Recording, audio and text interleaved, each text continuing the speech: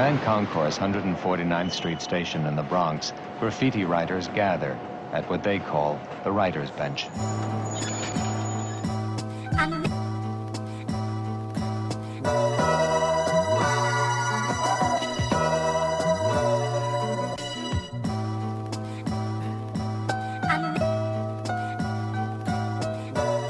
What's good, what's good, what's good? Live from the writer's bench. Another episode. I'm your man, Kill. We got my soldiers on deck tonight. We got my man, JP. We got Nick. We got my man, Vegas. Everybody who sat in with us before. And this week, we got my man, Theo, Crazy Fingers. This the dude who put me on with the machine right now, sitting in with us. So what's going on, y'all? What up? Chilling, man. All good. That's what it is. That's what it is. Hopefully, y'all done it. Your brackets. If y'all haven't done it, willmakebeatswithfood.com. Get your live from the writer's bench. Who's the dopest hip hop group ever bracket? We did it last week. We had Outkast coming out on top. If you haven't seen the episode, yo, y'all gotta see it. It's hilarious, man. Yo, I don't know if y'all watched the joint, but look at Ash's facial expressions throughout that whole show. That right there is enough to keep you laughing for days. Because every time that dude's joint didn't get picked, it just got worse and worse and worse. To the point, like, he was just ready to, like, just hang up on us. So definitely check out that episode. But yo, on the tap for this week, we got, what are your top 5 debuts from artists that's not Illmatic? Because I'm just going to throw it. I'm sure everybody's going to say Illmatic. So Illmatic is so dope, we can't even include it because everybody's going to say it. This is anything, R&B, hip-hop, any genre of music. What album stood out for you and just spoke to you and just really, even if the artist never had a great career, but just their debut album was fire? What was it for you? Yo, Theo, this is your first time on the bench, so why don't you set us off? It's funny y'all talking about Outkast. Southern Playalistic was like my favorite album when it first dropped. This is I don't get it, man. This is why I got about 20, because I knew by the time it got back to me, everybody was going to say everything. All right, cool. I'm sure my man Nick, I already know where it was going. But go ahead, Theo. Yes, sir. Who's going to say, man? Finish. I gotta remove that off my list. Now, my bad. Theo, finish what you saying. No, I think I was real young when it came out, so I don't want to say my age, but when it dropped, they had the video for it. You know, it was like in a pool hall or whatnot. It debuted on Rap City. And I was like always singing that song. And then when I finally got old enough to cop the album, that was like one of the first albums I bought. And mainly for the beats and obviously the lyrics. You know, Andre 3000 at the time, just Andre. So, you know, that made me cop it. Yeah, Nick, why don't you chime in with that too? I'll come in on the end part. Well, it's my go. I mean, I know you want. I'm sure that was one on the Outkast. Yeah. I mean, as far as Outkast, because like me being from Atlanta, I was like an Outkast within my own circle because I listened to East Coast rap. So my cast wasn't listening to no Tribe or no De La. So when we had Outkast come out, representing my area too, Southwest Atlanta, that was just like a personal gift from God right there, and for them to be called Outkast, that was just, and it came out like, I want to say like a few weeks after Illmatic. So that was just like dopeness on top of dopeness, and shortly after that, J. Rue dropped. So that just put us on the map as far as real MCs, like because we just had Jermaine Dupri and So Def and Chris Cross prior to that. Right. Yeah, I mean, definitely Southern Playalistic for me, man. I mean, the funny thing about it, man, is I remember I never even copped it. My girlfriend at the time had it, and I would always just borrow hers. I don't know why I never brought it, because I love the album, but I just would always go to her crib like, all right, let me snatch your joint up. But, yeah, I mean, I think what I loved about Cash the most at that point in time was that they did a great balance of drum machine production and live instrumentation. Like, I think it just fused completely well. It's one I was never a big fan of the Roots first joint, Do You Want More, because I felt like it was really heavy on the live band feel, but I felt like Outkast like meshed those two worlds together. Like in the bass line on Southern Playalistic, the remix joint, the extended version is just like, it's like listening to that is like listening to like some like hip hop, funk, soul. Like I just felt like they just had a big vat of and just was just cooking up just so many different genres and just and then it just sounded so good. You know what I mean? It just sounded dope, and I mean, yeah. Anybody else got anything else to say about Southern Playalistic? Was that on anybody else's list? Nah. All right, no doubt. All right, Vague, we'll go with you. What you got up next? I'm gonna go with hip hop also. With this first one, Raekwon and Ghostface, featuring Ghostface, Only Built for Cuban Links. When the joint came out, like when the Wu came out, you know what I'm saying, I had my favorites like Inspector Deck and Jizza, and you know, I really didn't like Ghost at the time. But then when I heard the Heaven and Hell joint off the soundtrack to the movie Fresh, I was like, damn, that record is kind of crazy. And then, you know, Ice Cream came out, and so I just went and bought it. Like, you know, well, I like the Woo's album, so it got to be dope. And I was just blown away by how good it was. It's one of those things where you don't believe it after every song is coming on. You kind of waiting for the skippable track, and it just gets to the point where you're like, damn, it didn't happen. And the album ended, and I'm about to flip the tape over because I had the purple tape.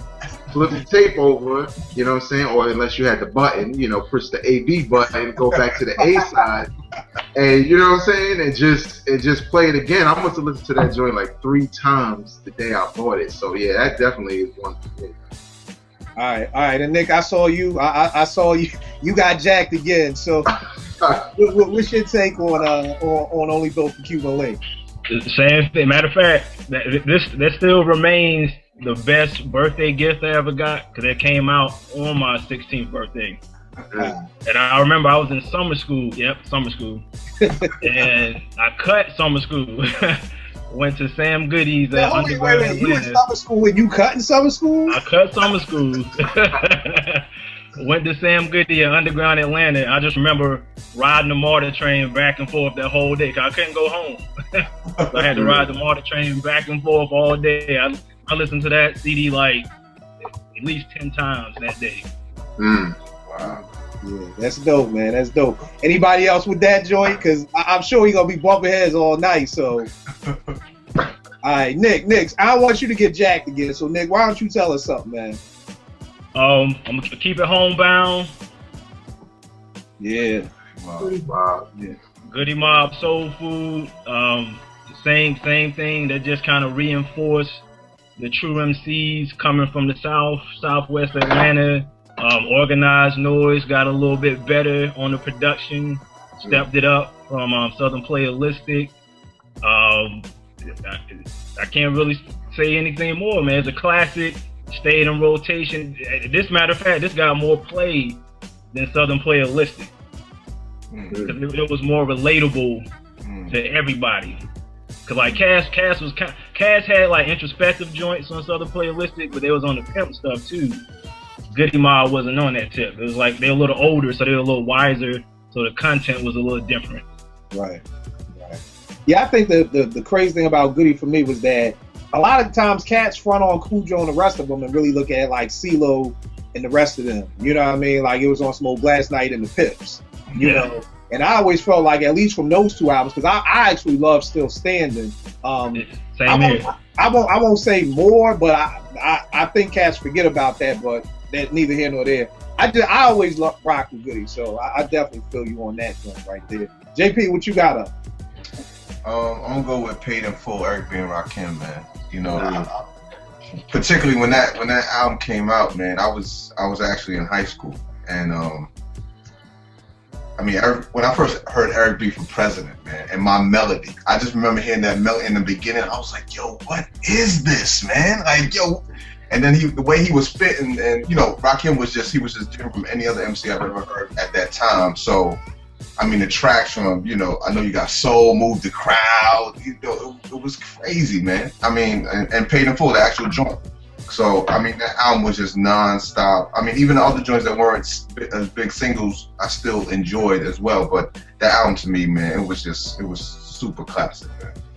Yeah. I remember, like you said, just hearing My Melody and just being like, yo, like you said, what is this? Like, you know what I mean? And And I mean, at that point in time, because I may have been, if this was 86, I think, when my melody dropped. I'm 12 years old, so I don't really know nothing about tempos. But, you know, now looking back, it's like they said, most cats didn't have a slow, that tempo was so slow to be a single, you know what I mean? But it didn't kind of stop you from loving what he was saying. It almost brought you in more. And like, kind of like what Vega was saying with Only Built for Cuban Links, it's just like it kept getting better. It's like, I ain't no joke. It's like, you know, I know you got soul. It's like, all right, well, you know, and Chinese arithmetic did rear its ugly head, you know what I mean? So, but outside of that, like you said, even moved the crowd, like, which was like the, you know, they had the video for it, but it was still a banger. So I definitely feel you on that. For me, for my first joint, I'm gonna have to go with Smith & Wesson's The Shining. You know what I'm saying? That joint right there, Nick. I'm sorry, bro, man. It's a rough night, man. But yeah, Smith & Wesson's The Shining, man. That joint right there, I mean, kind of almost like what you were saying about Outkast and Goody Mob. I feel like it's almost the same thing with the Beat Miners and the Boot Camp. It was like, I felt like the Beat Miners really had perfected it. Like, I felt, and they've said it. They've said, like, look, when we did it in the stage, we really ain't know what we were doing. We were just turning the bass all the way up and just letting it go. But by the time Smith & Wesson's The Shining, like, they just was in the pocket. They kind of understood everything. They was in D&D. Them two dudes, like, Tech and Still, like, they were almost interchangeable. I would almost say even maybe a little bit more than EPMD. I know I'll probably get hit in the head for this, but I almost feel like they're almost like one. Like, them dudes are almost like, like, when you talk about being married and being on one accord, like, them niggas is on one accord. You know, maybe that's why they ain't broke up all these years like everybody else. But them dudes are like, you know, on one accord. And I was reading about how they would record, and they literally would record both on the mic. It wasn't like, okay, you do your verse, all right, come out the booth, now you go in and do, like, they recorded together. And I feel like you feel that synergy, like, throughout that album. And I mean, for me, it's not one whack track on there. You know what I mean? Session at the Dog Hill, I mean, that's my favorite Boot Camp Posse cut. I know most people like Heads Ain't Ready, but that's my personal favorite. But Nick, what you got to say on that? Yeah, same thing. I ain't gonna have nothing I ain't gonna have no albums left. Y'all knocking mine out. Well, like you said, as a Southerner, like, listening to that album, you like, that's what New York is. That's what it is. I mean, it's a classic. Even from the cover, they paid homage to the what is it, Roy Ayers? Which album was that? Mm-hmm. Yeah. But my joint was the Hallucination with the, they kind of tried with the Minnie Riperton vocal sample joint. They kind of did that on there, but it was still dope. Now tell me this. When you said that, from being from Atlanta, so for you, that album really, was that the album or one of the albums that could kind of give you like a visualization of what New York was? Yeah, it sounded cold. It just sounded like a bunch of dudes out on the block with Timbs, fatigues, and bomber jackets, just out there just doing their thing. Right. Yeah, that's dope. That's exactly what it was, by the way. Yeah, all right, cool. And also, we have to remember the Source gave them 3 mics on that. Yo. Oh, wow. Yeah, now Nick, I'm glad you brought that up, because that was the first time that I really started to pay attention to who wrote what for the Source. Yeah. Like, up to that point, I never really paid attention to like who reviewed what or who wrote this article. But after that one, I remember being in class at Morgan. We was in JP and Veg. You remember that old whack TV studio in Morgan? I remember class, and literally me and Cal sitting there like, 3 mics? Like, yo, what the hell is this? And it was like, that was the moment when I started being like, okay, I don't rock with his reviews. I like her reviews, or, you know, learning Ron and Rowe and Dream Hampton and learning the different writers. Because I was like, yo, whoever gave this 3 mics, you know, needs to be fired. Like, you don't know nothing about hip hop to be giving this 3 mics. You know, I think that we may have to do a joint on that, just about like where the Source just got things just twisted. Like, not even messed up a little bit, but just got it twisted. But yeah, no doubt. No. All right, so Theo, what you got up next for us, bro? Let me keep it hip hop. Slum Village, Fantastic Volume 2. Though that technically is not the first album release. You know, it was Fantastic Volume 1, but Volume 2. Dilla, of course, I'm a big Dilla fan. Lyrically wise, Detroit was like sick at the time. Like 99 it dropped, 98, 99. So yeah, I mean, that album is it's still in rotation now. Like, that's one album that stays in my CD player. Yeah, it's funny. That was one of my joints too. That was one of my joints. And like you said, Volume 2 was the first joint that, you know, got commercially released and everything like that. But same thing, man. Just Dilla. From the time that thing come on with Conrad Gardens to I Don't Know in the climate. I mean, just that album is so fun. I was making a Dilla mixtape today, like just the beats, just Dilla beats, man. Just yeah. I don't know what else to say. I know a lot of people say they don't like T3 and but I thought they was cool. Like me being yeah. What happened? Would you say, Vag? No, I agree. I mean, like I never thought they were whack. You know what I'm saying?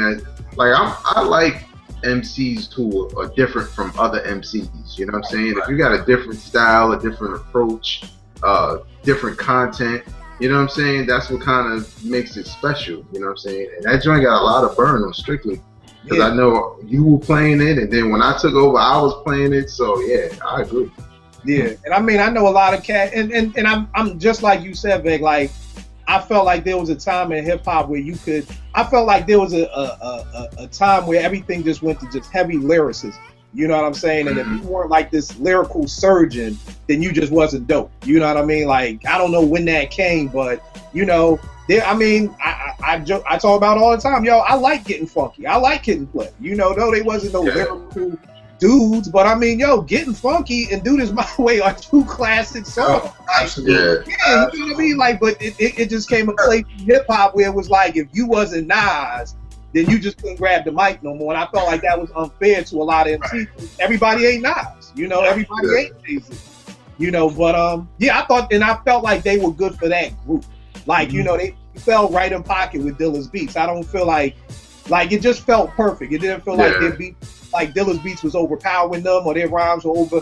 They just, to me, was a dope group. You know, God, you know, it's messed up that, you know, two of them passed away, but, you know, definitely a dope joint. Meg, what you got up next? All right, now you said this is just hip hop? No, it's anything. It's anything. All right, because I still got a lot of hip hop, but since I heard you mention, you know, some other stuff, one album, the debut album that I think, you know, was dope, Maxwell's Urban Hang Suite. Oh, yes, sir. You know what I'm saying? I remember like being at Morgan. They had this concert, right? And it was nobody really at the concert. But let me tell you who was performing at the concert. And this was before Maxwell dropped the album, but it was Maxwell. Not to cut you off, I know exactly what you know. You know what I'm talking about? I was there. Yeah, Maxwell, the Fugees, George Clinton was there. Groove Theory was there. Yep. And it wasn't even halfway full in the auditorium. But, you know, Maxwell was the unknown dude. So, you know, after watching his set, you know, me and my friends was like, yo, that dude is alright. Plus, he's from Brooklyn. So, you know, it was a little favoritism. But I remember, like, and I'm going to date myself, but I remember, like, his album might have came out that summer. And I went to the Wiz. And, you know, I was looking for it. I was the only one looking for it. Like, he wasn't, you know, platinum artist, none of that. And I remember it was like $7.99. And I'm like, damn, why is this cheaper than everything else? You know what I'm saying? So I bought it. I mean, I only heard Till the Cops Come Knocking and saw the video. But when the album came on, like that intro with the live band and, you know what I'm saying? Then it's like song after song. I was like, damn, how does people not know about this album? And then, you know, lo and behold, once everybody else caught wind of it, I went back in the Wiz maybe a month later. That album was like $14.99. So, yeah, Maxwell Urban Hang Suite. If you never heard it, you need to get it now. You know what I'm saying? Now, that was one of my backups. Yeah. Y'all hear my backups now. Yo, tell me this. Does anybody remember, like, what was it? Because I remember that concert and nobody knew, man. I remember people being like, yo, who dude with the crazy hair and, you know, all of that. But what kind of do y'all remember what it was that kind of, I guess, pushed him over the top, like that more people got to know it? I think there was the Ascension song. Yo, that's what it was. Yeah. I think that's what it was. Okay. Cool. All right, no doubt. Nick, what you got up next? My turn already? Yes, sir. All right, I'm gonna take it to England for the Bristol sound. I don't know if y'all familiar with Portishead. Oh, wow. The Dummy album, that I think this came out my 10th grade year. This was before. This was just when it was it was Jeff on production and Beth Gibbons doing the vocals. Adrian, he still did a little something, but the unique thing about this album was, I think, to me, you guys are older, so you might have come across it earlier. Portishead was one of the first groups that they recorded themselves and then pressed it to vinyl and then sampled themselves. That was a technique that they did. That was the first time I came across that. I just thought it was dope as hell. That's crazy. I didn't know they did that. I didn't know that. Yeah. Yeah, cause like if you listen to the album, you will hear vocal samples from other songs on the album, and it's because they did that. Wow. Yeah. So, yeah. Portishead, Dummy, UK, Bristol, England, over there with Massive Attack and Tricky. Yeah, you know what? That's why I love having you on here, Nick, man. Cause you be schooling me on stuff. I got. I mean, I've heard a song here and there, but I've never heard a whole Portishead album. You know, I've heard some dope stuff. Yeah, is that a good joint to get started with? Oh yes, sir. Yes. All right, no doubt. All right, JP, what you got up next? This as far as debut, of course, it's not my favorite album, but her second album was my favorite. But her debut was incredible. I'll have to go with Mary. What's the 411? And why I say that is because, you know, there's a reason why she was labeled the Queen of Hip Hop Soul, because that album is specifically responsible for all the music of that decade to follow. You know what I'm saying? Like before her, there were like one remix maybe, but it was all blending, you know what I'm saying, R&B vocals with hip hop beats. But there was never an album dedicated to that specific format. And it was hers, and I felt like it changed the game after that. So I felt like that What's the 411 album was so important to what it was the catalyst for the music to come after that, and all the way up till today. So I gotta give it to Mary for that, man. That album was incredible to me. Yeah, it's funny. Me and T was just talking about that last night because I had heard not Reminisce, You Remind Me. I heard You Remind Me the other day, and I was like, yo, I really forgot how dope this song was. Like, you know what I mean? Like, you know it's dope, but I'm just really sitting here and I was like, yo, I know I fell in love with My Life, but yo, what's the 411? That may be like Tribe with Low and Midnight. Like, I may have to go back and forth with those, man, because that What's the 411 was just, yo, that was an incredible album. And I know My Life came out kind of just, you know, was so great that I felt like it stole some of the shine, but like, yo, that joint with her and KC, that If Loving You Was Wrong, like, I mean, to be honest with you, that may be the last great R&B duet we've had. Like, that right there may close the door on R&B duets, because I mean, there's still a couple of more out there, but like that was it. But nah, I feel you on that. My next joint is gonna be everybody doing R&B. I'm gonna go down with my R&B stuff too. I'm gonna go with Diamond Life Sade. That was on my list. Her first joint. That was on my list. That was on my list. I didn't think anybody was gonna have that.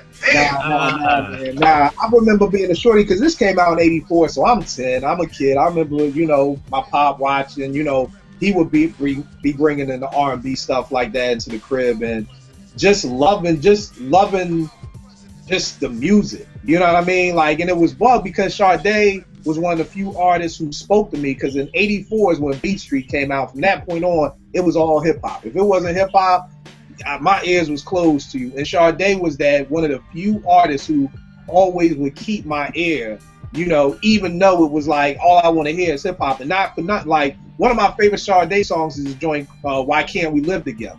That's off that album. You know, with that crib, you all never heard it. Please, the bass line alone is worth the purchase of a Sade joint. So that's my joint. I think that just started her off on a great career. You know what I mean? And one of them things, like, you know, she's one of the greatest artists of not our time, but to me, just period, just time in general. You know, so JP, I know you had it. You want to speak on that? Yeah, I mean, you know, I feel like that album, I remember when it came out, and you know, I was young at the time too, because that album came out in '84, and that was the year of Prince.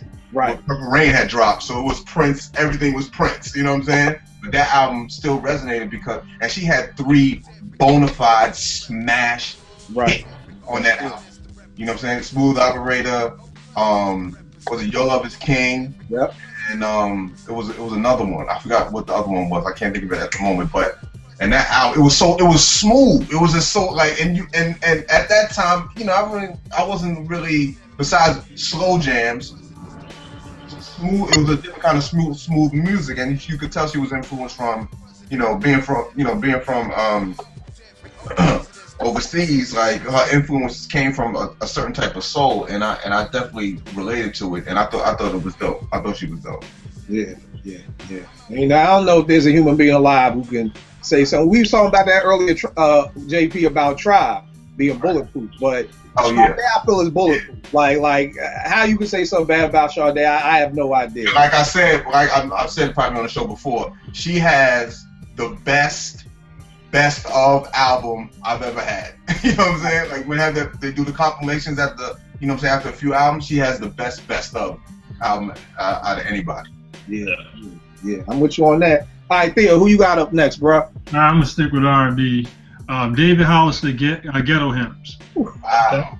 Oh shit. Okay. I'll tell you the reason why I got this album. I didn't get it when it debuted. I got it because I broke up with my son's mother. Or she actually broke up with me, whatever. And I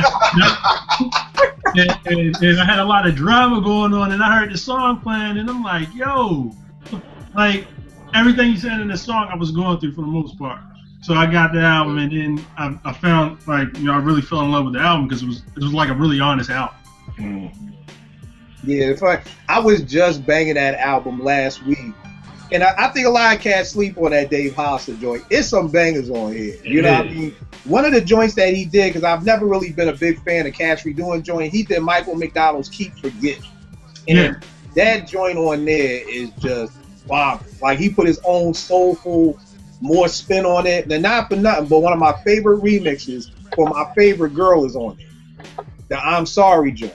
Cats, go Google that joint. That joint is bananas. So I'm with you on the Dave Hollister. I'm with you on that. And that's dope that it spoke to your situation. Because I feel like that's what's missing in music now, that we don't have no music we can go to that speaks on what a lot of us are going through as, we're older. We're older dudes. So I definitely feel you on that. Vague, what you got up next, fam? All right, I'm going to take it back to hip-hop. Dr. Dre's The Chronic. One of the things that stood out for me with that album was I didn't even know it was coming out.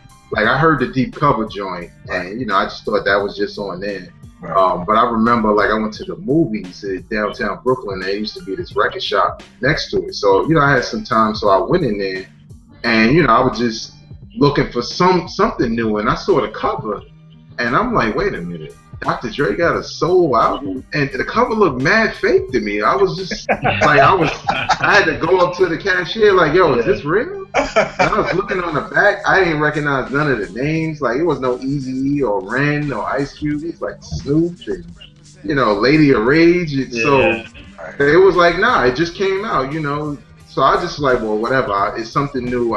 If it's whack, whatever. And when I played that joint, man, you don't know how surprised I was, man. I almost didn't want to go in the movies, like, you know what I'm saying? Because afterwards, I was like, damn, this is crazy, and this is nothing but new cats. These beats are way different from the NWA days, and for me, being an East Coast cat and from Brooklyn, New York, around that time, I was getting a little bit tired of the East Coast stomp.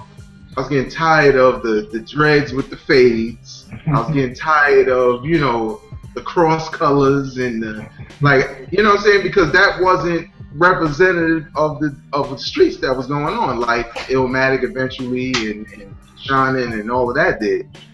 So when I heard The Chronic, you know what I'm saying? And it was just some West Coast gangster shit. I was just like, damn, this is a nice change of pace from, what I've been listening to. You know what I'm saying? I still love the East Coast, but I think The Chronic had a lot to do with that whole renaissance in the early 90s on the East Coast with, with the Wu and Nas and Black Moon and all of that, just saying, well, yeah, okay, the fun part is over and the dancing is cool. But let's talk about what's really going on and how real it is. So the Chronic, it was that's another one of those joints. You get to the end and then bitches ain't shit. Come on, you like, yo, this is like the best song of the album. And it's the last song. You know what I'm saying? I said, you said it's the best song I ever heard in my life. Like, this is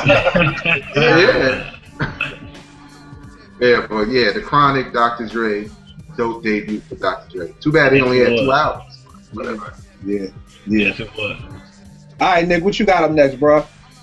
Actually, just to speak on that, the Chronic, I mean, it pretty much owned, because it came out, I think it came out like December 92. It was like real late 92, and it pretty much ran all of 93. It was just all Chronic through 93, so it had lasting power. Yeah, it did. Next up, I'm gonna go with these guys. Okay. Okay. Black Sheep, Wolf in Sheep Clothing,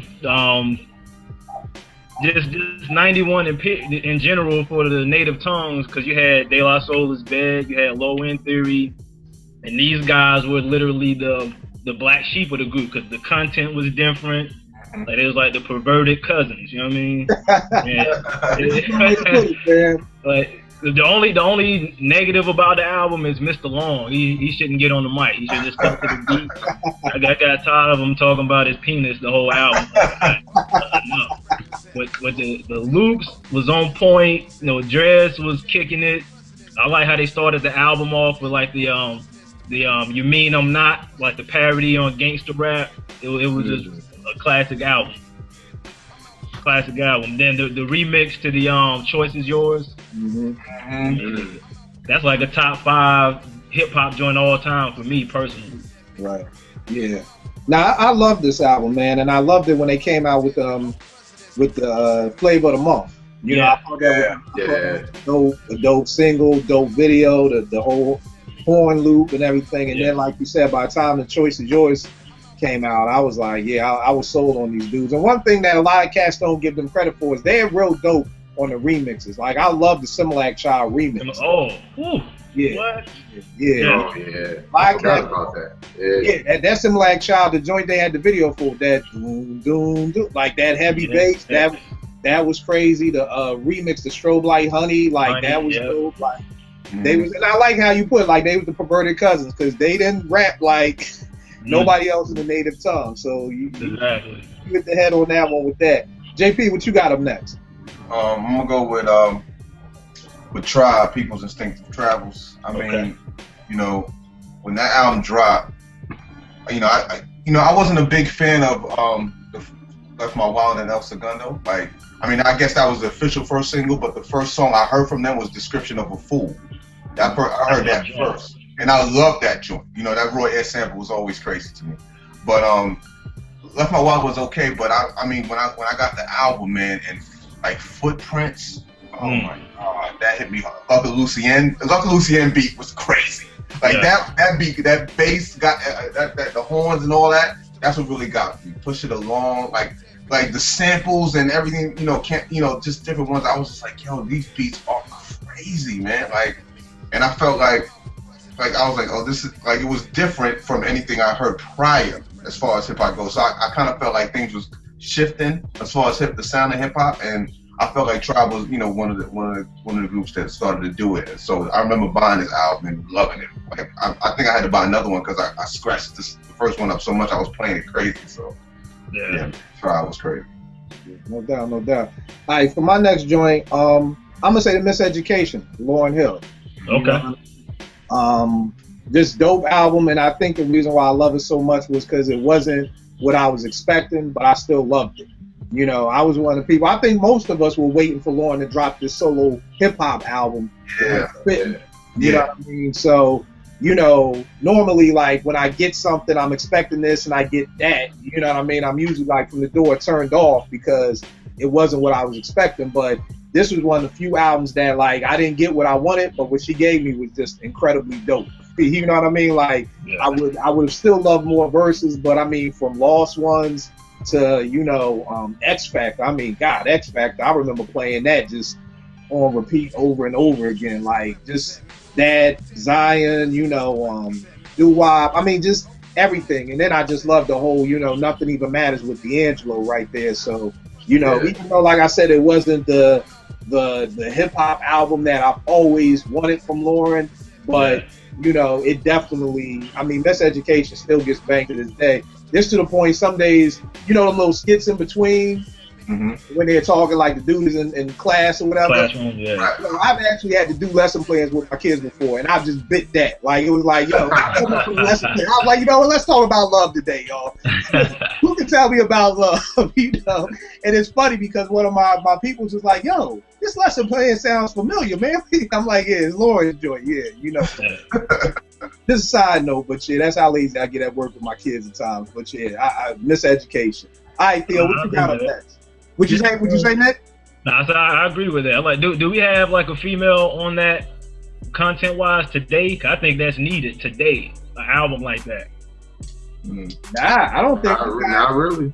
Yeah, I mean, I think it's a curse on female MCs. They always end up locked up. Like, you know what I mean? Like, you got Remy Ma, Foxy, Lil' Kim, all these shorties doing time. Lauren did time. Like, I almost feel like if you a female MC, you almost cursed to get locked up. But you're right. Like, even with doo-wop, I mean, I like the song, but I more so like the message more than I like the song of just what was being said. And you're absolutely right. Trust me, bro. From working with my kids, yeah, it's most definitely needed. You know what I mean? It's most definitely needed. So, but Nick, what you got up next? I mean, Theo, what you got up next?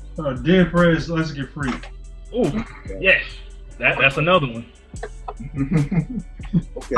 This is another one of those albums where you can play right now because of what's going on when you watch the news and stuff. And then during the time when you had, you know, World Trade Center and stuff, all of that crap going on, just playing that album. Though it dropped before that happened. You know, it's one of those albums that you can listen to pretty much any time. It's pretty much timeless, I think. No doubt. Yeah, I won't even front. I never really got into Dead Prez. There's no diss on them. I just never really dug into them. But check that album out. I hear so many people talk about them now. I really need to go back and pull out some stuff and really check them out. Nick, I know you said that was one of yours too. You want to speak on that? Yeah, I would say, yeah, definitely at least check that album out. If you check out anything by DP, check that one out. But yeah, that's one of the few rap albums that scared my white friends. Like that one and MC Ren, Shock of the Hour. Those two albums is just like, like you talk about like straight Black Panther militant. It was just, yeah, I love that album, man. All right, yeah, I gotta dig up on. I gotta dig up on that. Check that one out. All right, Veg, what you got up next? All right, man, I'm a little conflicted. I was looking at some joints. That got me looking in my collection like, hold up, wait a minute, what did I miss? I'm gonna go with Slick Rick first album, Great Adventures of Slick Rick. I was really young when that came out, and I remember my brother used to DJ, and I remember he had that album. And I heard a couple songs, but it was the storytelling that was getting me. You know what I'm saying? Especially the Davy Crockett joint, because when you're young, you hear a story like that, you're like, that's how you do that. You know what I'm saying? Yeah. But yeah, just mad stories, dope beats, rhymes, flows. The cover just as 80s as it wanna be, you know what I'm saying? Like, it just was a dope album, classic album. I don't even think there's ever been an album like that where a dude is just telling story after, like every song was a story. You know what I'm saying? Yeah, so that's definitely one of them. I wanted to reach back into the 80s. It was hard not to say Kane because that's my idol. Right. But I think that Slick Rick joint had more of an impression on me as a kid. Yeah. What year did that come out? Was it like 88? Yeah, 88. A lot came out in 88. Yeah, I remember I was 9 when that came out, and like I used to have to sneak and listen to my uncle's records. I had no business listening to it, but like you said, the cover, the way he looked, he's like, who is this cat? He had on the hat, all the chains, and the patch over his eye. Then when you hear him rap, he had like that British accent. He didn't sound like nobody else. Like the moment I fear, that's just my joint. Like, I was just about to say that. I know everybody loves Children's Story, but the moment I fear, that's the one story right there, man. It did come out in '88, by the way. Yeah, that joint right there. And JP, I know we were saying One Love last week, the best hip hop love song. Teenage Love is right there, man. Yeah. Teenage Love is right there on the cusp, man. And I love the video when he caught Kane on the train with his shorty. Kane copped the plea. Rick was like, yo, hold the bag, man. You know, I'm about to take care of this dude. But I thought that was dope because that would never happen nowadays. You would never find Rick Ross in another person's video. Copping the plea. I just thought that was dope. That was like we still was at that time in hip hop where it was a video. It's like we just you know. So I always dug that joint too. That's dope. That's dope. Nick, who you got up next? Is my let's see. I'm gonna go with Extended Native Tongue Fam. Okay. Yeah. Is that because they had an EP prior? So does that? I know. That's good money right there. Okay. That's good money right there. And to me, that's like a producer's album because they weren't the best MCs, so you didn't listen to that album for the rap. Fashion was kind of dope, but mainly for the samples to me. It's like a producer's. Anybody here a fan of that album? I say it all the time. Love Pete, Primo, and Pete and Marley. That's probably one of the main albums that made me want to be a producer. Like, and I'm surprised like more people didn't get production from them during that time. Yeah. They didn't do a lot of outside production. That joint right there, man. I remember that coming out like the summer, and I was always home. I was always in Philly for the summers away from Morgan. And I just remember listening to that all summer and going back like, yo, I gotta be a producer. When I go, like, I don't care what I gotta do. If I gotta rob, steal, cheat, I gotta get some equipment. Right here, this is it right here. You know, so I'm with you, man. I love that album. The beats on there, like you said, are just sickening. So I feel you on that. All right, JP, what you got up next? I'm gonna go with. I actually got it right here. Who is Jill Scott? Yes, sir.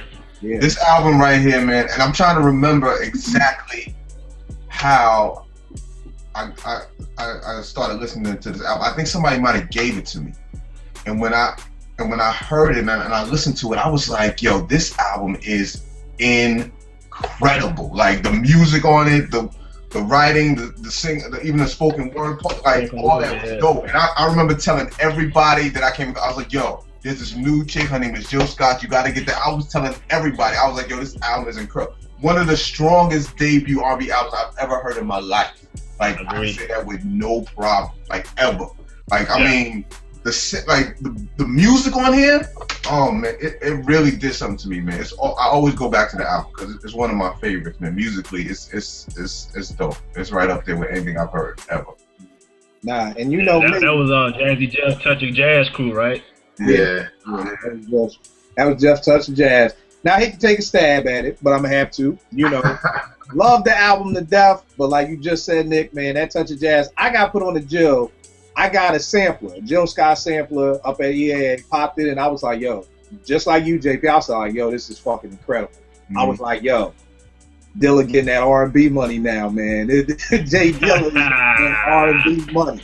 And when I got the credits and saw that A Touch of Jazz did that, yo, I was like, yo, god damn, y'all just, if y'all remember when Timbaland first came out with the drumming, everybody bit it. I mean, there were gospel artists biting Timbaland's style. That's what I thought about Dilla. And I read an article with Quest when they were saying that they wanted Dilla and them to do some production on that Jill Scott album, but they were doing other things, and that basically A Touch of Jazz, Jeff rounded up these producers to basically mimic Dilla's style to get. So yeah. So I mean, and that's no knock on Jill. I mean, like you said, JP, the music, everything, incredible. 5 mics. I agree with everything you said. You know, I'm not There's even something in the like that. spoken word. I'm not even in the spoken word at all, and I was into her. Like, you know, the joint about her trying to go get breakfast for her man, and just everything. Like, Yeah. like, you know, I mean, the slow jams, even the go-go joint. I didn't even like Yeah. go-go at that time, and it's funny me being in DC so long. Now that's one of my favorite joints on there, and not for nothing, that hidden track, the Love Brain joint remix with Most. Yeah. Yeah, is sickness. So now I'm with you. Love the album, and then her being from Philly just made it that much doper. And Right. Jill is from Philly. She's from North Philadelphia. You know, that joint getting in the way, like when she knocking on the chick door, like right that's Jill Scott. She's that one chick in North Philly with the afro who be walking around with incense, but I just loved her because I felt like she represented, like you were saying, Vegas, like that cross color stuff. Like Jill represented Philly, but I loved it because she did it in an intellectual way and a long walk. I mean, just the lyrics on that, like just what she was saying and the way she was freaking it. I always say, like, Jill is maybe one of the closest things we get into a female MC. You know what I mean? When she want to be. So, I definitely feel you on that. My next joint will be, I got to go with Stunts, Blunts, and Hip Hop, Diamond D. Yeah. I got to go with Diamond on that because I remember the first time, I think my man Montez and Steve put me on it, I heard Best Kept Secret, and I was like, yo, this is dope. You know what I mean? And I loved how he would rhyme about making beats. Like, you know, he'd be like, you know, I love the way Diamond make beats. He doesn't use break beats. So, you know, I got 1,000 old records in my crib. Like, he was, to me, the first person who was, like, rhyming about making beats. You know what I mean? And, I mean, just production-wise, it was just a dope album. And just like y'all were talking about with the storytelling of Slick Rick, you know, I just felt like, you know, Diamond had some joints on here. Let me pull it up because my memory ain't what it used to be. But, you know, the joint, I'm Out of Here. I love that. Like, that storytelling joint, I'm Out of Here. Sally Got a One-Track Mind. Classic. So that Sally joint. And then the Sally remix, which was crazy. You know, Fuck What You Heard. You know, Red Light, Green Light. That was crazy. A Day in the Life with Brand News. You know what I'm saying? So, yeah, I definitely go with Diamond D on that joint. Theo, what you got up next, bro? For your last joint. It was a toss-up, but I'm going to go with Black on Both Sides by Mos Def. Oh, okay. Also, in an R&B joint, Casey and JoJo Is Real. What's the background on the Mos Def joint? What made you, what spoke to you about that joint? My Umi joint. There was a commercial that I saw on that. I don't know if y'all remember the commercial, like the night commercial. The night commercial they had. Yeah, it was that joint, and I heard that, and like I always get caught by the, you know, the song that's just always playing, and I went and copped it. And being a Talib fan, actually a Black Star fan, period, was another reason why I copped it. So. All right, and what about that Casey and JoJo joint you was talking about? Life, the soundtrack from the movie. Oh, okay. Yeah. And then, you know, I went and copped the album after watching the video. But the song, Life itself, I can't really explain it. Yeah. Right. I got you. All right, that's what's up. Veg, what you got for your last joint? I'm gonna go with a predictable. The Notorious B.I.G. Ready to Die. Okay. Now, more than the album, of course the album is dope. But more than the album, I remember the build-up because the first time I heard Big was on Heavy D's Bunch of Niggas on the Blue Funk album. Right. And I was like, damn, who's this cat? And then I heard, you know, Party with Bullshit on the Who's the Man soundtrack. And I was like, damn, you know, this dude might be alright. So it was to the point where I was just looking for him, you know what I'm saying? And then that's when Mr. C, you know, and while I don't know if it was everywhere, but Mr. C put out that Best of Biggie mixtape. And that was like Biggie's debut album for Brooklyn, as far as I'm concerned, because it was everywhere. That's all everybody was playing throughout the city in general. But I just remember the build-up being so crazy and the anticipation, and I was waiting on his album. And then when it came out, and just from that beginning with the, you know, the being born with the Superfly playing in the background to, you know, like, yo, Method Man's on this album, you know what I'm saying? Like, just the production from the different people from there. Even though the album cover, I was like, Illmatic? Like, you know what I'm saying? At first, but, you know, beyond that, like, I love that album to death. I played it to death. It was a soundtrack of my senior year in high school, my junior year, when I came to Morgan, all of that. So, yeah, Ready to Die, Biggie Smalls, before he was the Notorious B.I.G. You know what I'm saying? Dope album, you know, debut album, one of the best. Yep. Classic. I agree. 1994, one of the best years in hip hop. Yeah. Yeah. And the funny thing was with Ready to Die, I remember I was at Morgan, so I remember always hearing stuff on Clue tape. So I would hear, you know, the What from Left, you know what I mean? Or I hear something over here. You know, you just kept hearing Big, you know, whether it was the Come On with Sadat X or Yeah. you know, Exactly. Hearing more and more Big and just getting more hype, and like you said, just hearing the album and it just being the classic that it is. So I feel you on that. I was happy that like the closing track, the Suicidal Thoughts, Lord Finesse did that one. Yeah. So it was good to see him get that paycheck for that platinum album. Yeah. Always dope. Nick, That who was you the way got to for close your the last, album too. Nick, who you got for your last joint? Last joints, I'm gonna roll with two of them. Oh, of course. Yeah. Of course. Can't go wrong. Yeah. Cause at that time I'm a teenager. I'm strictly hip hop. Very rare that I mess with R&B at all. Like I can't remember who put out the Maxwell joint. That was another one that I had. So that was like the trio. Those was the albums that got me back in R&B. What kind of opened the door to me discovering R&B on my own outside of the stuff that my parents played. You know what I'm saying? So those albums were very important as far as me branching out from hip hop. Right. Now I feel you. Brown Sugar, I had that on my list, and for me it was just D'Angelo kind of put me back into R&B, because for a long time, and I probably said a million times on here, you know, I felt like the bulk of R&B in the 80s and like the 90s was just like niggas begging, like Babyface. Exactly. Yeah. It basically was on some nut shit, like whatever your man won't do, I'll do. Like I'm like, nah, that's cool. You know, it's like I'll do your clothes, you know, and Joe, everything your man. I mean, this dude got a song called Everything Your Man Won't Do. I'm like, dog, that shit game. You know what I mean? So for me, it was like when D'Angelo came up and it was like Brown Sugar, I'm like, all right, that's cool. My man was like, yo, you know, you talking about weed. I was like, oh, word? I was like, okay, oh. You know what I mean? Then it was like, okay. Then it was like, my man called me to his crib. He's like, yo, you got to come over here. I was like, what? He's like, you got to hear this new D'Angelo song called Shit Damn Motherfucker. I'm like, word? Yeah. Hey, like, this dude got a song called Shit. Okay. And then you hear it, I'm like, oh, snap, this dude just killed everybody. Like, okay. Yeah. You know what I mean? And to this day, it was when XXL first came out in 97, they had this joint with D'Angelo on the cover and Goody Mob on the cover, two different covers. And this chick, Tanya Pendleton, like I said, I'd be paying attention to who writes what. She wrote this article, and it's funny because I connected with her on Twitter about this article like years later. She had this piece called Voodoo Child about D'Angelo, and she explained it perfectly to me, and was like, D'Angelo is a nigga's nigga. And it's like, that's what I felt like he was. I felt like he was almost like the Allen Iverson of R&B to me. Like, it was like, okay, here's a dude who would talk the way I talk, you know, looks the way I look, dresses the way I dresses, but he's a smooth dude, you know what I mean? And it was kind of like, to me, it was like he made it cool for me to like R&B. So, and to me, just his career, even though it's been years in between, you know, I love Voodoo, love Black Messiah, just saw him 2 weeks ago down here in DC, killed it.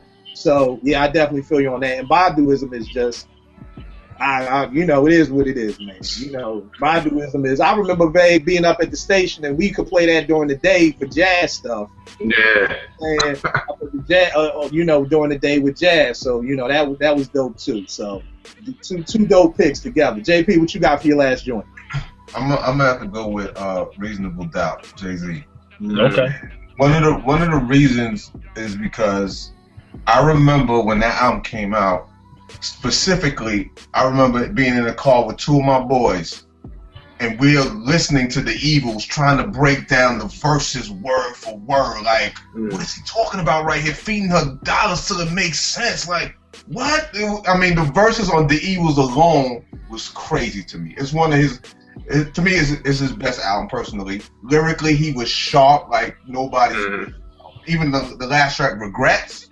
Like, Regrets was the introspective songs. Be crazy, you know what I'm saying? I mean, of course he had the hits and all that. Even Dead Presidents 2 was crazy. Like, I felt like this album was so, and at the time, you know, Big was, you know, it was all about Big at that time, and I was saying to my man, it was two of us, we was like, yo, this Jay-Z cat is as nice as Big lyrically, and I truly felt that, and I stand by that to today. At that time, listening to his lyrics, I'm like, yo, he's as nice as Big. Yeah, I was like, but people are not paying attention because it was all about Big, but I get it. But that album was ridiculous to me, man. That was one of the joints I was going to say also, because I think I talked about it recently on my podcast, because it's 19 years old now. Yeah. And I was like, at first, I'm so thirsty to get to it. I was just listening real quick, going through the songs, and I was kind of paying attention to the beats more than the lyrics. So I was like, damn, the beats, like you said, it was kind of Bad Boy at the time, Bad Boy and Nas. So I'm like, these beats are like, what is this? Some bullshit. Right. But then, I had a second listen, and I'm like, damn, Jay-Z is making this whole shit better. Because now I started listening to what he was saying. Right. And like you said, The Evils, I was like, because the first listen through, I didn't really pay that much attention. Right. Then I started listening, and I was like, damn. So I agree, man. To this day, that's the best Jay-Z album, in my opinion, as well.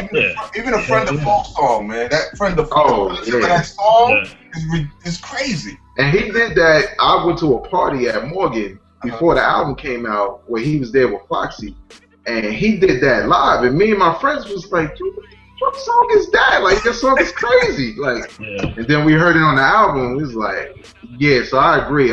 You know what I'm saying? I love Big, but I was just like, bare arms, like short sleeves, like lines like that was like, yeah, I think he got you, bro. Like, I don't know.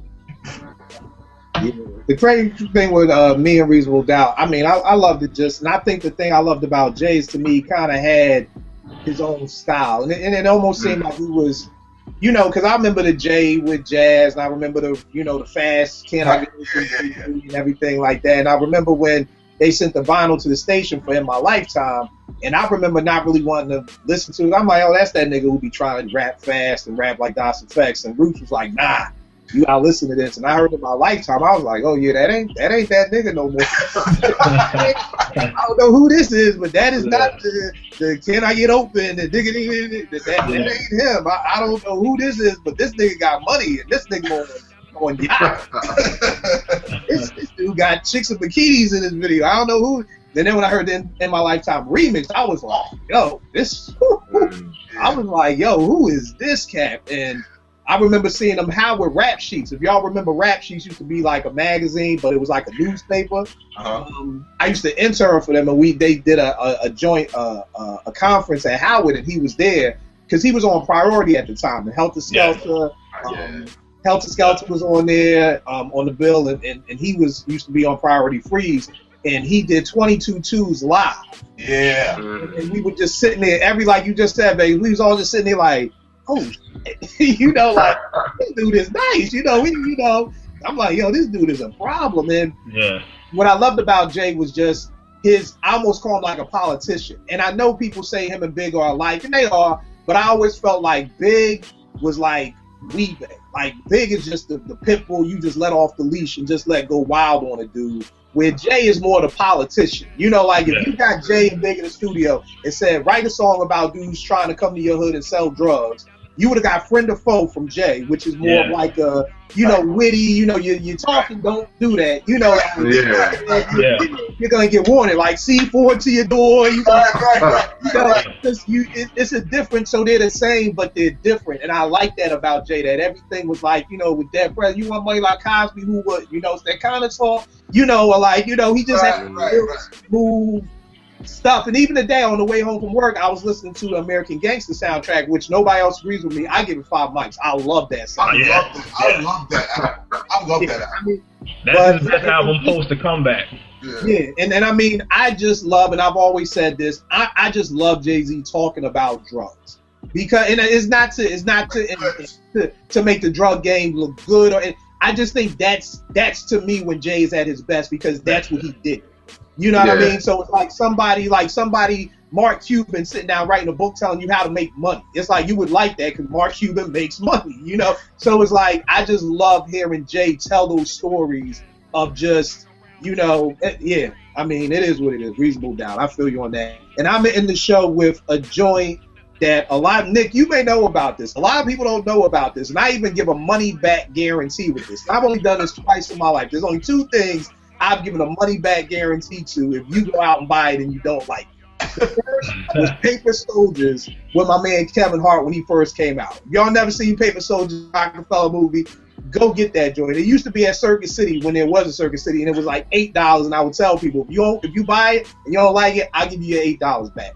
The other joint I do, Sleepy Brown's first album that was independent.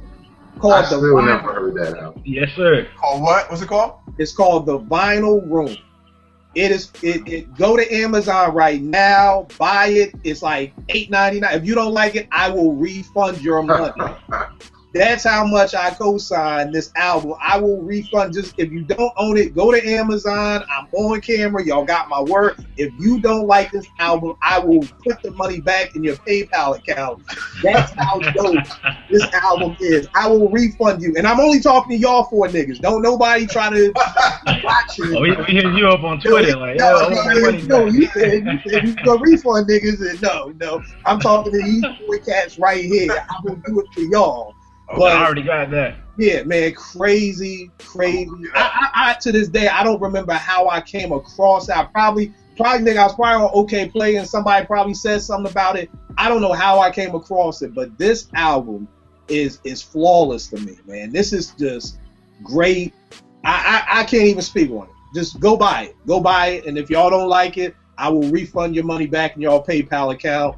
Amazon.com. The Vinyl Room is probably under Sleepy's theme because he had a group. Yeah. He had a group at the time, so it may not be under Sleepy Brown, maybe under Sleepy's theme. But Sleepy's theme, the Vinyl Room. If y'all don't like it, I will refund your money.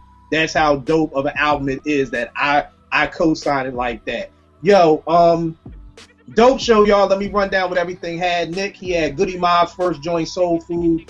Portishead Dummy, Black Sheep, Wolf in Sheep's Clothing, The Beatnut Street Level, Baduism and Brown Sugar. Vegas came in with Ray's Only Built for Cuban Links, Maxwell's Urban Hang Suite, Dre's The Chronic, Slick Rick The Great Adventures, Biggie's Ready to Die. JP came in with Paid in Full, What's the 411, People's Instinctives, This Is Joe Scott, and Reasonable Doubt.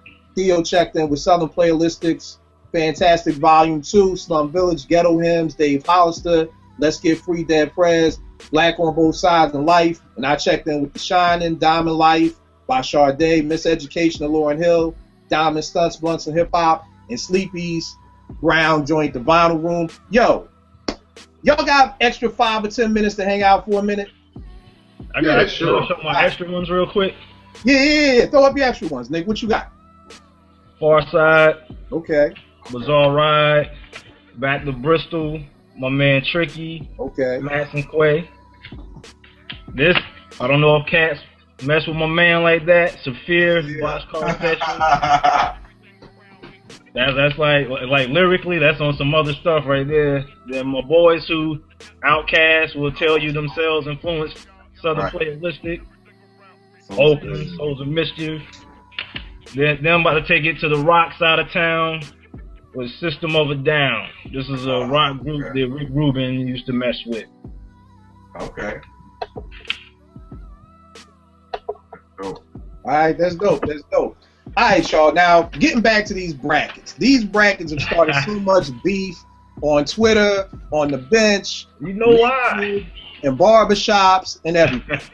So, after I was done doing this bracket and looking at everything, I called Ev and I said, you know what, Ev? And I said, you know what? Tribe Called Quest has always been my number 2 group behind Outkast. And then I said, but you know what? After doing these brackets, I think I like Gang Starr better than the Tribe Called Quest. And Ev lost his mind. It was like the fabric of hip hop DNA got ripped apart. I said that. I mean, he literally was like, I wish he was here on the show. Is that why he's not here? Nah, but and again, I'm not. And what I was telling him is, I'm not saying I think they're a better group. I'm just saying, for me personally, I just think that Gang Starr, to me, just that's what I got from that, and it just sent Ev reeling like, nah, Tribe did this. We was going down everything.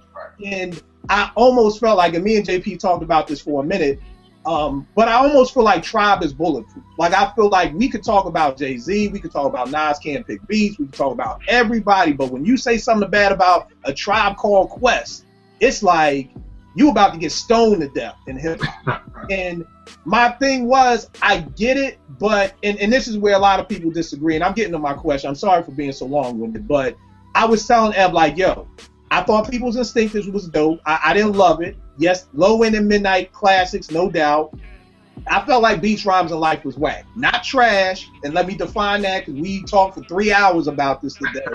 Trash to me is trash to me is like, this whole album is whack. I mean, it's bad. Whack to me is I mess with 4 or 5 songs, but if you got 14 and I only like 4, I gotta take that shit back to math, like in high school. Like, if there's 14 questions on the test and you only get 4 right, you fail. Yeah. You know what I mean? So that's just me. So I'm like, I love Tribe, and keep in mind, I'm not dissing them. I don't want nobody to be like, yo, you come at Tribe's neck. I'm just saying they got 2 classic albums, 1 very dope album, and 2 bricks. Why is it that they're untouchable? Why is it that nobody can say nothing bad about them? Because I would think you'd have to have a stellar discography to be in that place. So let me ask this. Do you feel like Tribe Called Quest is untouchable? Like people can't talk about them? I feel like people getting their feelings. Like, I'm talking about their moms or something when I say something bad about Tribe. Do you feel that way? And if so, why? So JP, I know we talked earlier. How do you feel about that?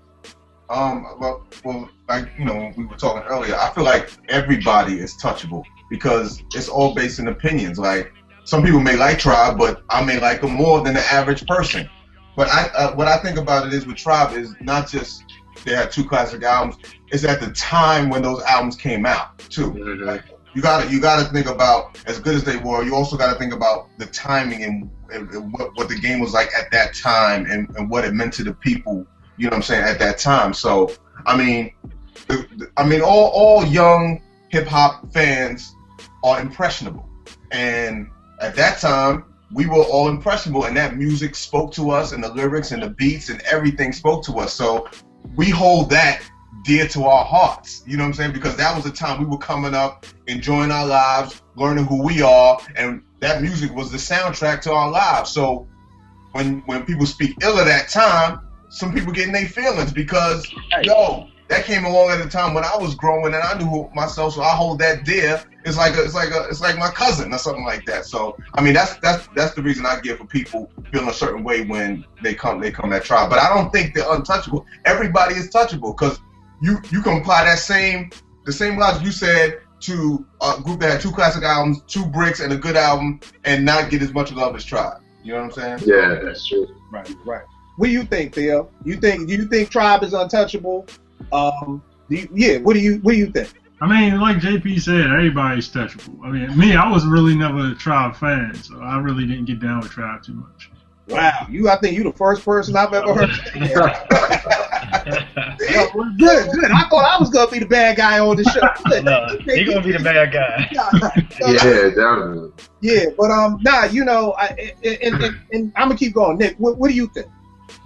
Yeah, I mean, I agree. They're definitely touchable. I don't dislike Beats, Rhymes, and Life. Like, I thought that was a solid album.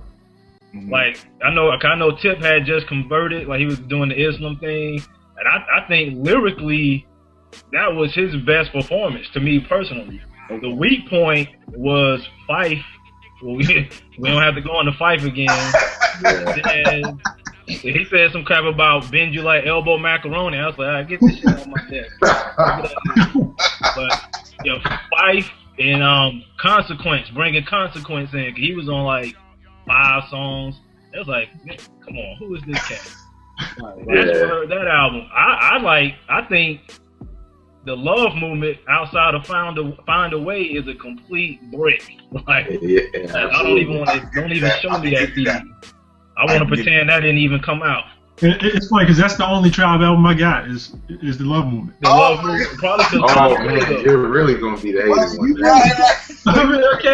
No wonder you don't like it. There you go. Makes sense. You got the wrong album.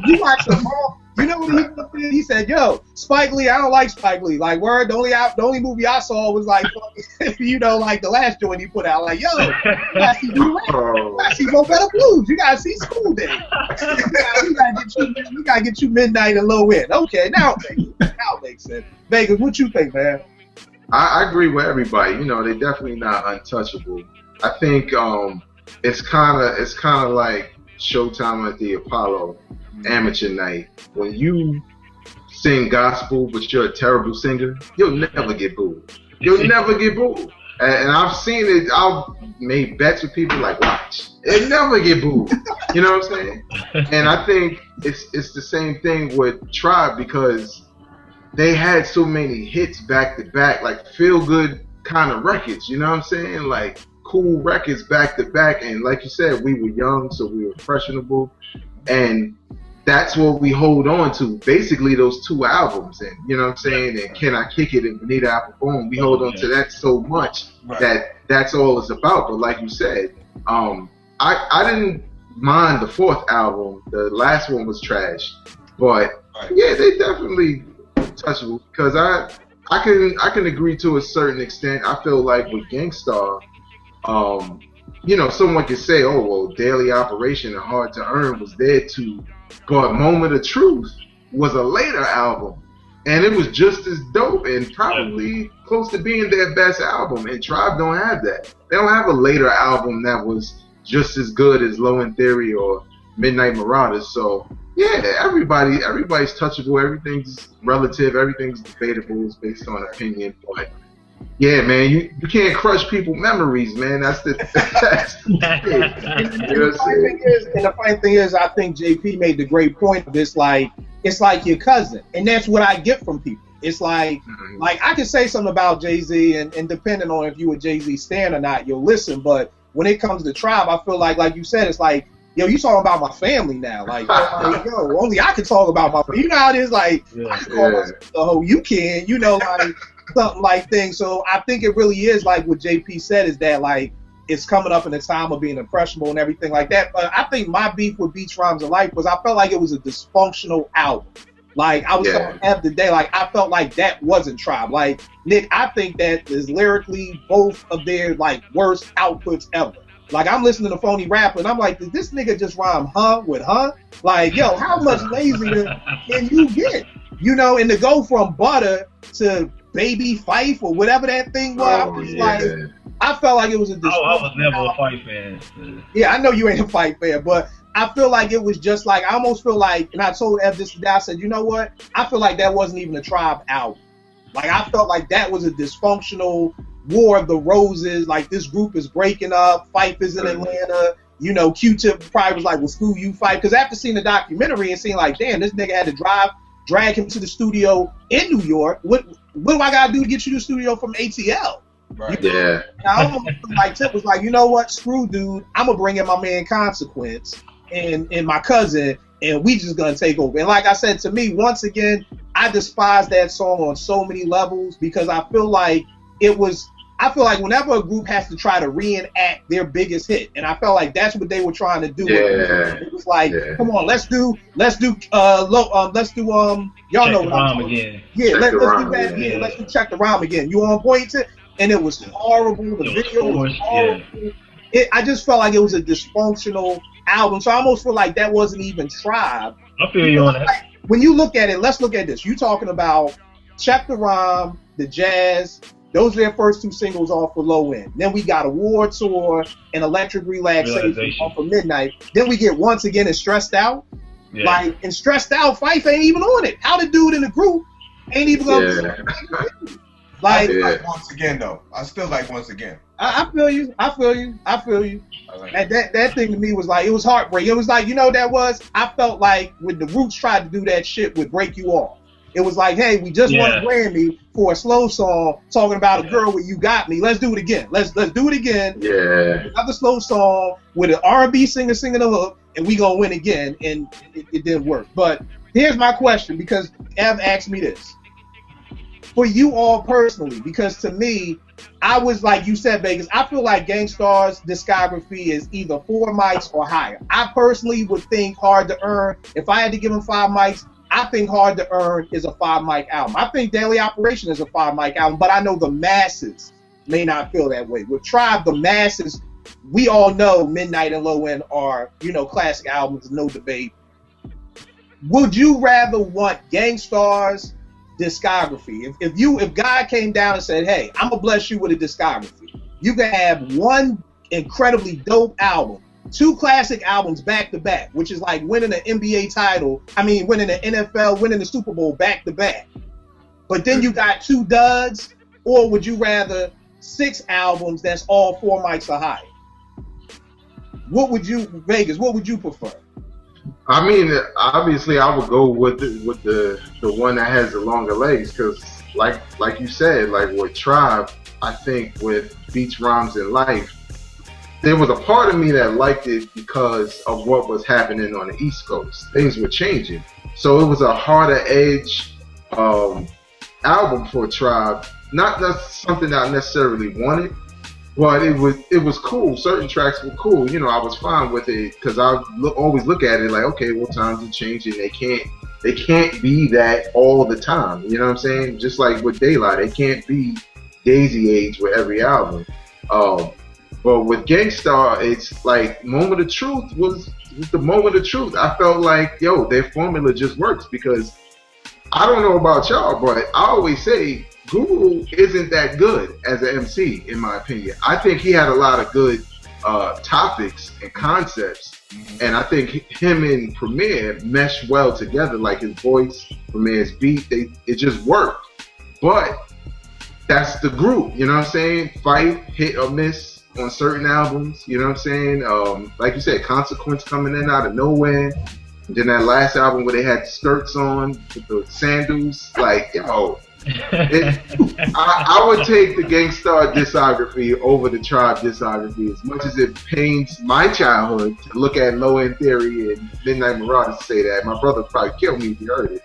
But yeah, Gang Starr just have more, you know what I'm saying?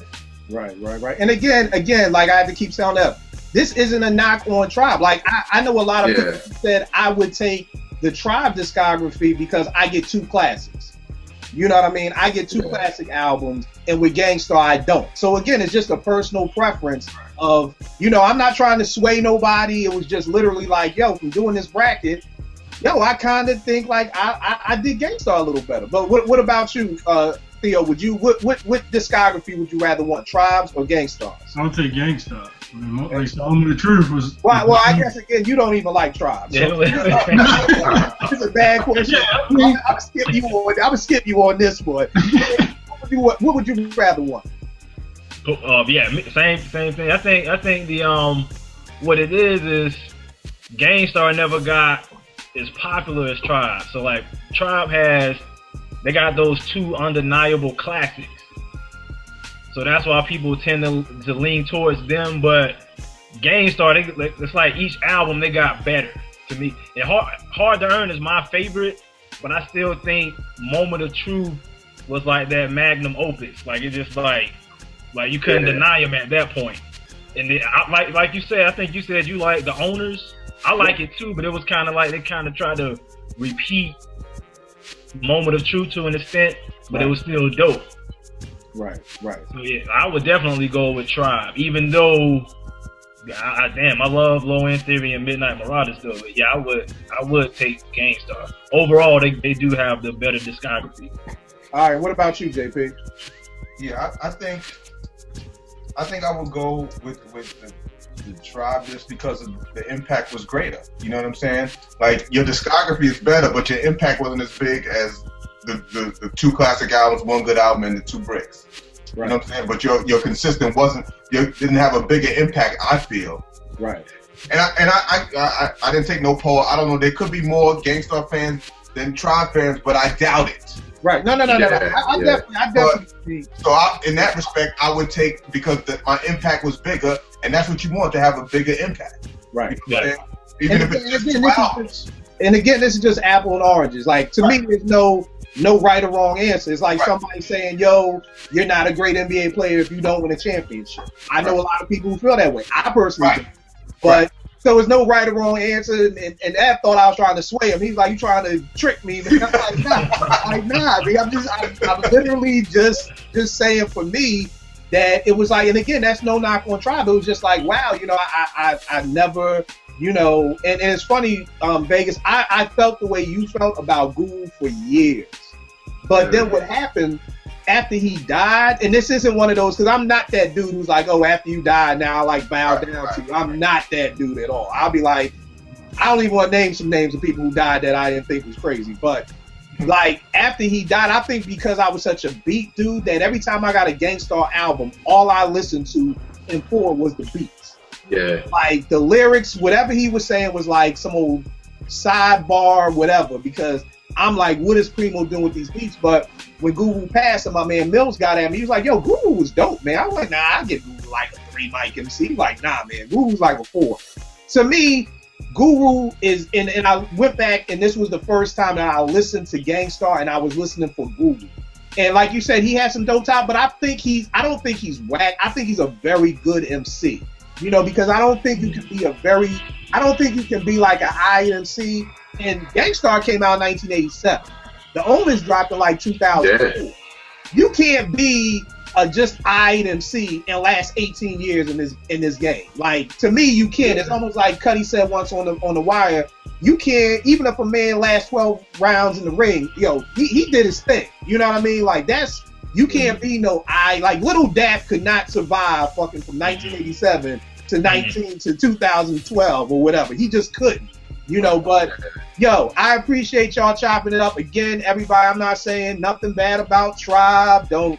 I've had people unfollow me because of I wrote an article why I thought beats, rhymes, and life sucked, and people unfollowed me on Twitter. You know, you unfollowed me, man. No, I want to topic recommendation.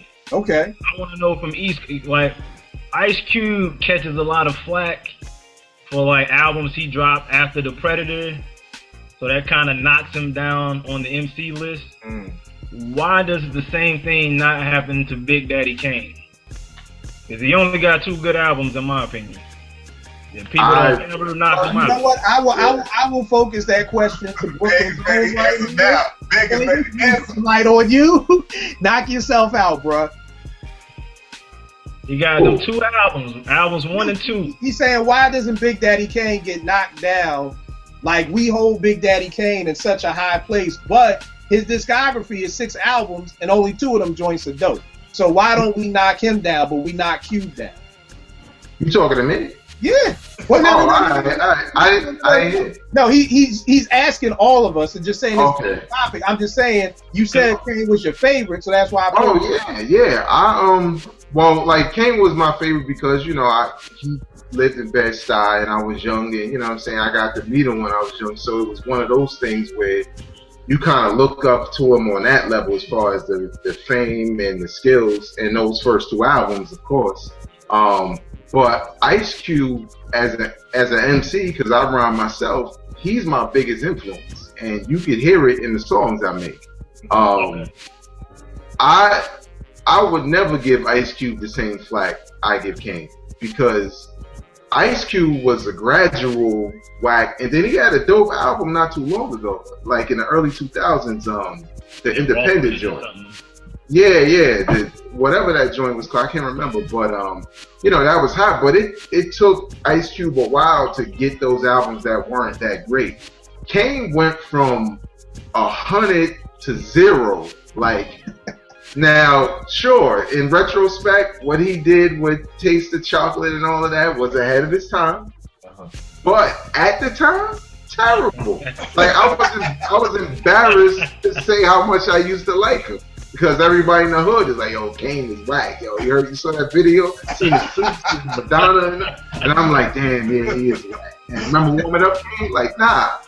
You see this Barry White song he got in the window like Blackie Low on the cover, like. So I would never give Ice Cube. At least Ice Cube stayed consistent with his message and his music, and you know it just changed over time as it will. But Kane just went in a whole nother sphere. And I mean, he ain't never come back from it. So you can never give Ice Cube more flack than Kane. Kane deserves more. I'll tell you the funny thing about Kane. I think the hard part, and I don't know how y'all felt growing up. I mean, Veg, I know you're like 2 years younger, and Nick, I know you're younger. I used to always think rappers were my age. You know what I'm saying? So when Kane first came out, I thought like Kane was like 17 years old. And like, no, Kane was a grown man. Like, you know what I mean? So I feel like you said it was that gradual progression. And like we said, Kane basically was doing what Jay-Z ended up doing years later. Like you said, he was ahead of his time. You know, I remember watching the Don't Curse video, and when he came on with the purple shirt, with champagne in his hand, I was like, yo, what? You know what I mean? What happened? You know what I mean? But this eventually is what hip-hop became. So like you said, it just wasn't ready for that time. But, you know, it is what it is. But I do think that that's a dope topic. But what I do want to put on everybody's plate, because me and Ed was talking about this, and we kind of want to really make a system for this. What do you guys think? And it's nothing you have to answer now. We can chop this up next time. But what is it that you think, if you're talking about the dopest group or the dopest MCs, what are some of the attributes that you think is needed? If I'm on 2K16 and I'm making a player and they're like, what attributes do you want them to have? Like, you know, is it lyrics? Is it stage show? Is it discography? Like, what is a list of things that we can look at and kind of say, these are the things that we're going to kind of hold you to kind of describe if you're a dope MC or not? Because I feel you, Nick. I know a lot of people who say Big Daddy Kane is the best MC ever, and I'm like, but your discography is 2 out of 6. Like, how do you get to be the best MC ever with that kind of discography? But, you know, so just think about those things, and because, you know, I want to come back and chop it up and kind of mesh all those things together. And, you know, I know it's already been done because, like I said, that's why Joe Buttons got punched in the eye for the method thing with the brackets. But maybe something like that with like the dopest MC, or maybe when we do the dopest crews, or just kind of having like this litmus test to kind of say like, this is what we're holding MCs and groups and things too. And like you said, JP, like, I mean, I think likability is huge, because I think the thing that Tribe definitely has over Gangstar, there are much more Tribe disciples than Gangstar disciples. You know, like, like when you watch Beats, Rhymes, and Life, the documentary, you're gonna hear the Far Side say the you know, that Tribe influenced them. The Roots are gonna say Tribe. You know, so their influence was much more, you know, broader and bigger. And I felt like the thing that my man Osei brought up, that was a good point about Tribe, is everybody liked them. You know, you had Mobb Deep talking about Tribe Called Quest and shit. You know what I mean? Like, you had the hard dudes saying it was dope. You had the white dudes who didn't even like hip hop saying it was dope. So it's like Tribe just, to me, spoke to so many more people, you know, than what I feel Gangstar did. But yo, another dope show. Vague, tell them everything you got going on, your podcast, everything. All right, well, you can follow me on Twitter at Vegas World INC. I got a podcast I do every week called Hip Hop Now Podcast on SoundCloud.com/Hip Hop Politic. And tomorrow night and every Friday, you get listen to me and the whole Strictly Hip Hop team from midnight to 5 a.m. Streaming live via WEAA.org. Hip Hop, 5 hours straight. Okay. No doubt. Right. And I always salute you, bro, because Vegas has kept the show that we were at Morgan State going for. We're at 25 plus years now, and I salute you, bro, for keeping that going, because I know it's a lot of work. No doubt. Yeah, I know you gotta get ready on the show now. Yo, Theo, what's all your stuff? Bandcamp, everything for you. You can follow me on Twitter at CrazyFingers410, Instagram at CrazyFingers, SoundCloud /CrazyFingersBeats. I mean, that's pretty much it. I'm working on a couple things. That's pretty much it. All right, no doubt. And if there's any singers out there, me and JP looking for singers. So, yo, if you sing, hit us up. I didn't think it was gonna be this hard to find a singer, but it is. So hit us up if you sing. You know a singer, your auntie sings, you know, your sister and them sing, you know, hit us up, man. So another dope episode, youtube.com/live from the bench. Check us out. Thank y'all. Shout y'all out next week, man. Peace. All right. Peace.